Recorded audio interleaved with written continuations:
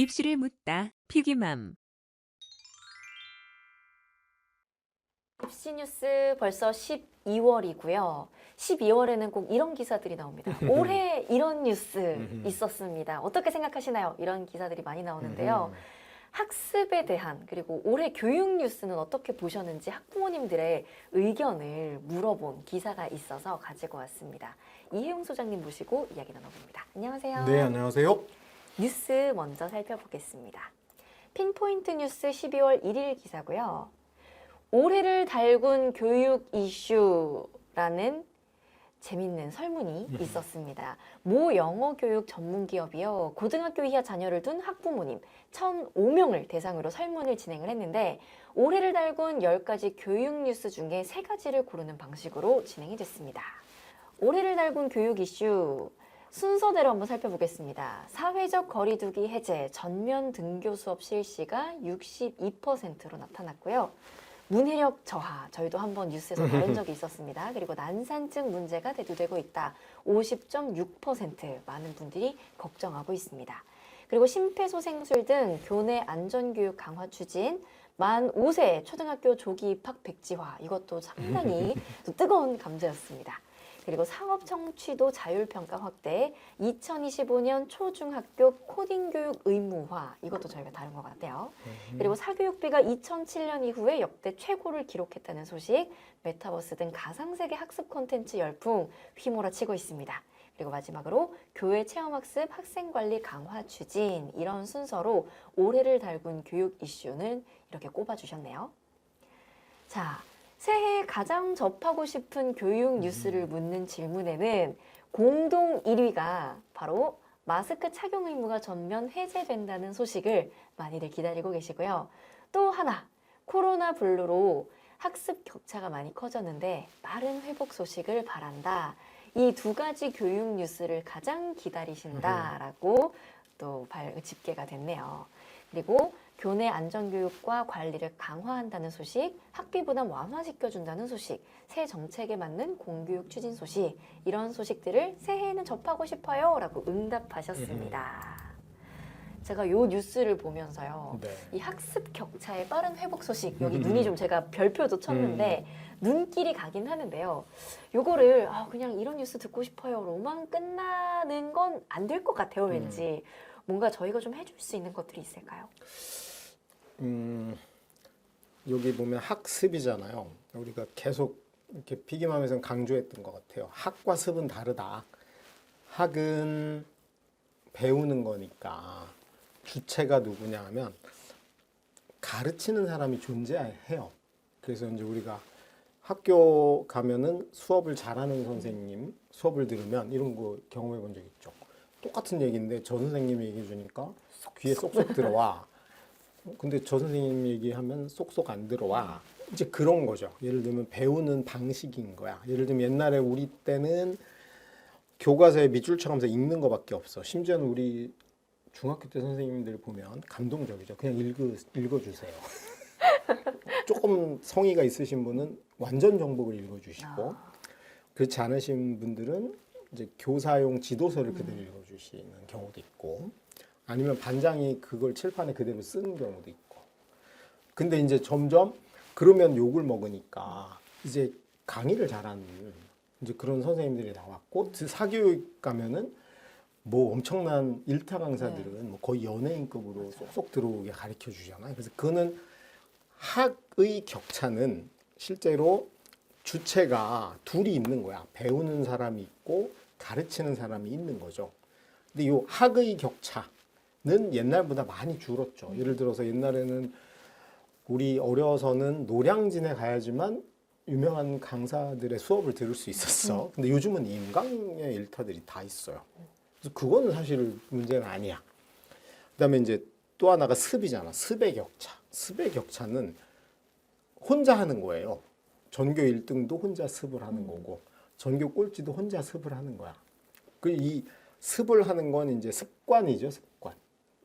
공부의 습관. 이게 어떻게 돼 있냐의 문제이기 때문에 저는 코로나 블루가 영향을 많이 미친 건 학에 미친 거지 습에 미쳤다고 보이진 않거든요.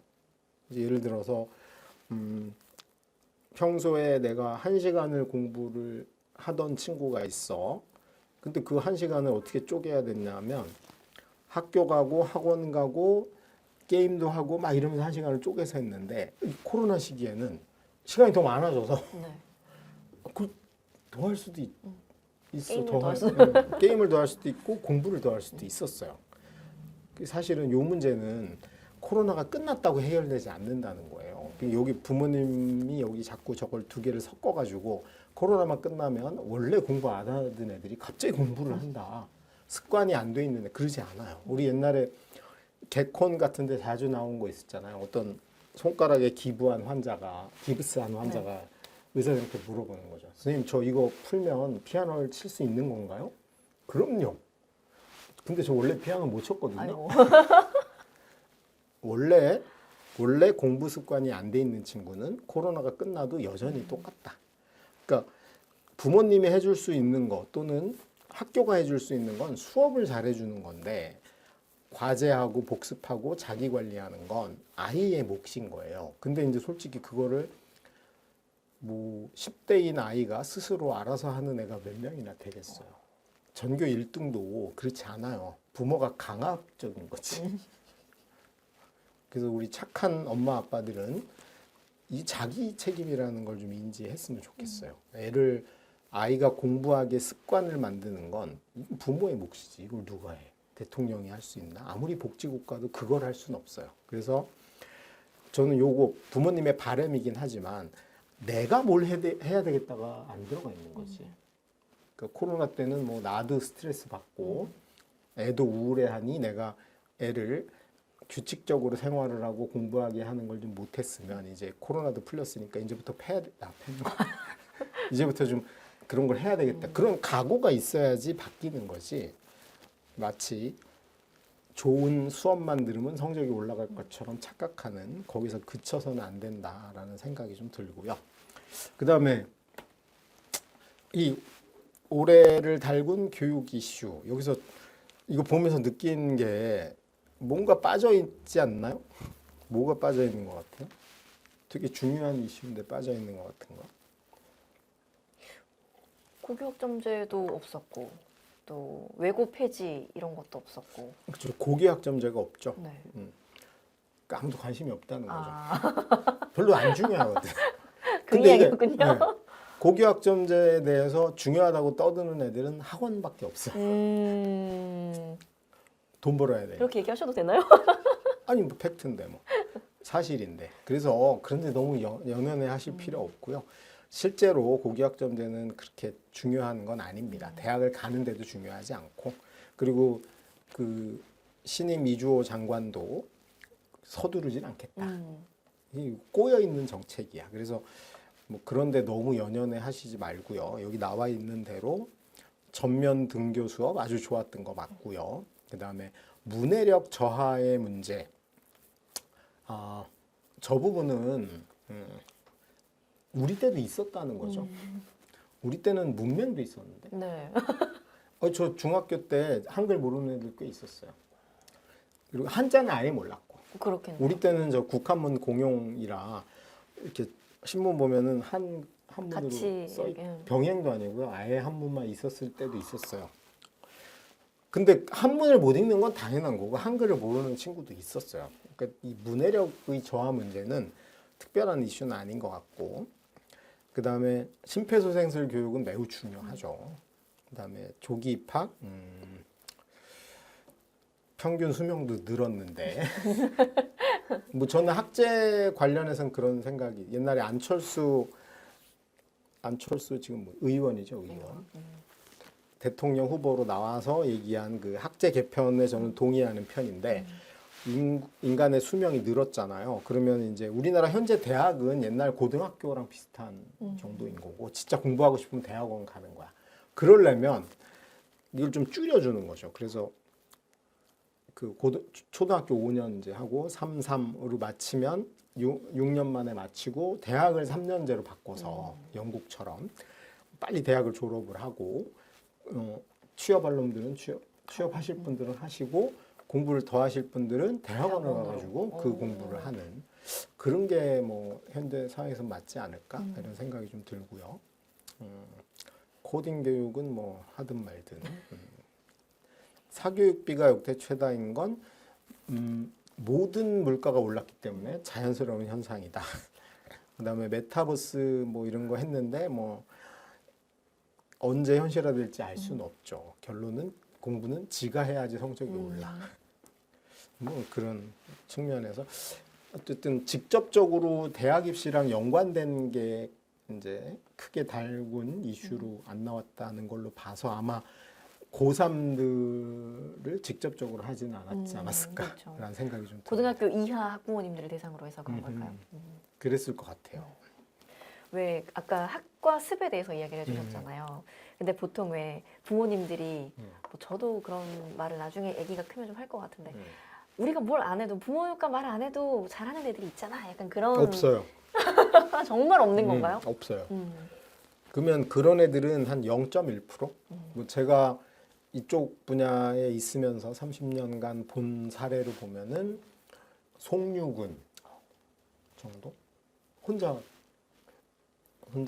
6살 때 영어 책을 보고 영어를 깨고 아빠가 보던 현대물리학 책을 읽으신 거잖아요. 혼자 깨쳐서.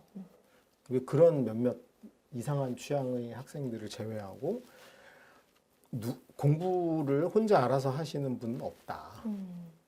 없습니다. 그 습의 습관을 만들어주는 게 조금 저는 중요할 것 같은데. 규칙이죠. 예를 들어서 좋은 습관을 전파하겠다. 이건 너무나 황당한 겁니다. 옛날에 한동안 우리 유행했었어요. 뭐가 유행했냐 하면 텔레비전을 없애고 거기에 책꽂이를 놓고 그리고 집에 가서 다 스마트폰으로 TV를 그건 안 돼요. 불가능합니다. 부모님이 예를 들어서 전염을 시킨다? 맨날 텔레비 보던 엄마가 갑자기 애 낳고 나서 책을 펴고 그렇다고 재벌집 막내 아들을 안 보냐? 봐요. 안 돼. 그 안 되고 그냥 규칙을 정하는 거예요. 자, 학교 갔다 온다. 손 씻고 그다음에 숙제하고 뭐 한다. 이 습관을 정하는 거지. 이거 어려서부터 할수록 좋아요. 왜냐하면 어릴수록 숙제가 작기 때문에 저항이 없어요. 갑자기 고1 보고 중3 때까지 안 하던 숙제를 하고 뭘 해라 그러면 2시간 해야 되는데 이거를 그 개구리 삶는 거 있잖아요. 네네. 찬물에 넣고 그렇지. 그래서 숙제가 적을 때 그걸 규칙으로 만들어야 돼요. 그래서 초등학교 1학년부터 스트레스를 좀 줘야 됩니다. 규칙은 강제하지 않으면 안 되는 거예요. 왜 그거 아세요? 한국 사람보다 독일 사람들이 교통 질서를 잘 지키잖아요. 왜 그런지 알아요? 막 처벌이 맞나요? 아니. 그러면요. 독일의 신호등은 길 건너에 있지 않아요. 무조건 이 앞에 있어. 그래서 만약에 정지선을 넘어가면 신호등을 볼 수가 없어요. 근데 한국은 둘 다 있어. 여기 안 보면 저기 거 보면 되고. 그러니까 그 독일 운전수 맨 앞차의 운전수는 무조건 이 정지선 앞에서 쓰는 겁니다. 이거 규칙인 거야 그냥.